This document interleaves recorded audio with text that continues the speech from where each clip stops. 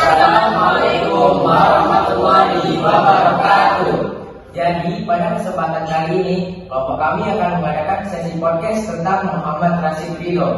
Perkenalkan, saya Muhammad Rizky Alvareza sebagai narasumber. Saya Andreas Firdaus sebagai kameramen. Saya Bagus Biasa Putra sebagai narasumber. Saya Salsa Fatika Aida sebagai host. Saya Yudi Rahman sebagai host. Saya Fatima Rizkyana sebagai videographer. Halo semuanya, apa kabar? Kami harap kalian semua baik-baik saja ya. Jadi di sini kami akan mengadakan podcast bersama saya Salsa Fatika Aida sebagai host. Saya Muhammad Rizky Alvareza sebagai narasumber. Saya Bagus Biasa Putra sebagai narasumber. Saya Yudi Rahman sebagai host. Jadi di sini kami akan menganalisis tentang Muhammad Rashid Ridho. Jadi menurut kalian itu siapa sih Muhammad Rashid Ridho? Muhammad Rashid Ridho itu dia lahir di Kolamun, Lebanon, tepatnya di Tripoli, Suriah. Dia lahir pada tanggal 23 September 1865. Dia juga keturunan langsung dari Husain Ali bin Abi Thalib. Dan dia juga saat taat untuk beragama itu. Itu yang saya tahu. Oke, jadi berbicara tentang pembaharuan Islam, apa saja sih pembaharuan Islam yang dicetuskan oleh Muhammad Rashid Ridho? Muhammad Rashid Ridho telah melakukan pembaharuan dalam pendidikan Islam seperti tujuan pendidikan Islam, kurikulum pendidikan, sistem pendidikan, pendidik dan peserta didik, serta mengintegrasikan antara ilmu umum dan ilmu agama. Penulis merumuskan permasalahan penelitian ini sebagai tentang pembaharuan pendidikan Islam. Bagaimana relevansi pembaharuan pendidikan Islam Muhammad Rashid Ridho dengan pendidikan Islam di Indonesia? Kalau belum tahu, kebijakan apa yang udah dilakuin sama Rashid Ridho itu selama hidupnya? Salah satu kebijakan Muhammad Rashid Ridho itu ada pada bidang pendidikan maupun juga politik. Beliau juga berpendapat bahwa umat Islam bisa maju dengan cara menguasai ilmu pengetahuan. Oleh karena itu Rashid Ridho mendukung pembangunan lembaga pendidikan dan berupaya memajukan ide pengembangan kurikulum.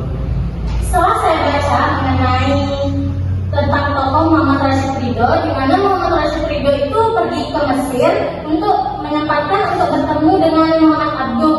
Terus setelah sebulan bertemu dengan Muhammad Abduh, Rashid Ridho ini ingin menerbitkan majalah yang diberi nama Al-Manar. Apa tujuan dari Rashid Ridho itu menerbitkan majalah Al-Manar? Tujuannya mengadakan pembaharuan melalui media cetak yang di dalamnya berisikan bidang agama, sosial, ekonomi yang memberantas takhayul dan paham bid'ah yang masuk ke kalangan umat muslim. Selain itu, menghilangkan paham fatalisme, meningkatkan mutu pendidikan dan membela umat Islam terhadap permainan politik negara barat. Namun, awal-awal Rashid Ridho menyampaikan hal tersebut, Muhammad Abduh itu tidak menyetujui gagasan ini dikarenakan saat itu di Mesir sudah cukup banyak media massa, apalagi persoalan yang akan diolah diduga kurang menarik perhatian umum. Namun, Rashid Ridho menyatakan tekadnya walaupun harus menanggung kerugian material selama 1-2 tahun setelah penerbitan. Muhammad Abduh merestui dan memilih nama Al-Manar dari sekian banyak nama yang diusulkan oleh Rashid Ridho. Majalah ini terbit untuk pertama kalinya pada tanggal 22 Syawal 1315 Hijriah atau Maret 1898 Masehi. Kalau dari itu yang saya baca, awalnya itu Rashid Ridho itu ingin menerbitkan tafsir yang akan diberi nama Al-Manar. Tapi itu tidak disetujui sama Muhammad Abduh karena alasannya itu takutnya kurang menarik perhatian umum. Tapi setelah diterbitin ternyata tafsir itu mendapat sambutan baik dari masyarakat. Dia juga masyhur di namanya di daerah Mesir saja, tetapi sudah masyhur di sampai ke Indonesia. Terus pertanyaannya itu apa yang buat dia bisa terkenal itu tafsir itu? Karena banyak yang berpendapat bahwa tafsir itu bagus untuk dijadikan rujukan, khususnya bagi pelajar, karena dalam tafsir Rashid Ridho menghindari pemakaian istilah-istilah ilmiah. Jadi tafsir ini dengan mudah dapat dipahami oleh orang-orang awam, tapi tidak bisa diabaikan oleh orang-orang cendekia. Tafsir Al-Manar menyuguhkan nuansa baru dalam menafsirkan Al-Quran, karena penafsirannya menjawab hal-hal yang dibutuhkan masyarakat pada saat itu.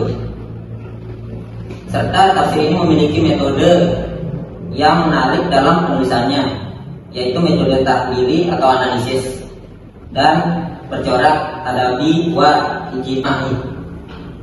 Menurut kalian, siapa yang mempengaruhi pemikiran Rasyid Ridho? Selain mendapat bimbingan dari sang guru, ia juga dipengaruhi ide-ide pembaruan yang dicetuskan Jamaluddin Al-Ghazali dan Muhammad Abduh melalui majalah Al-Urwah Al-Wusta. Ketika beranjak dewasa, Rasyid Ridho berniat untuk bergabung dengan Jamaluddin Al-Afghani di Istanbul, namun niat tersebut tidak dapat terwujud. Kan Muhammad Rasyid Ridho itu pernah berpendapat umat Islam itu lemah karena tidak lagi mengamalkan ajaran agama yang murni seperti yang diterapkan pada masa Rasulullah. Kenapa bisa begitu? Karena ajaran pada saat itu sudah tercampur oleh bid'ah dan khurafat. Rasyid Ridho juga menegaskan kalau umat Islam lemah pada saat itu karena dia tidak berpegang teguh kepada Al-Quran dan Sunnah Rasulullah SAW. Ia kemudian mengamati paham fatalisme yang menyelimuti umat Islam pada saat itu. Rasyid Ridho berpendapat ajaran Islam itu seharusnya mengandung ajaran dinamika, bukan fatalisme. Idenya yang lain ialah toleransi dalam bermazhab. Menurutnya timbulnya perpecahan pada kalangan umat muslim dikarenakan adanya sikap fanatisme terhadap mazhab. Bahkan termasuk dalam bidang hukum, walaupun ia sendiri terkenal sebagai pengikut mazhab Hanbali. Jadi gimana nih pendapat kalian tentang pembahasan yang tadi? Semoga bisa menambah ilmu pengetahuan kalian tentang sejarah kebudayaan Islam. Segitu dulu pembahasan kita pada podcast kali ini.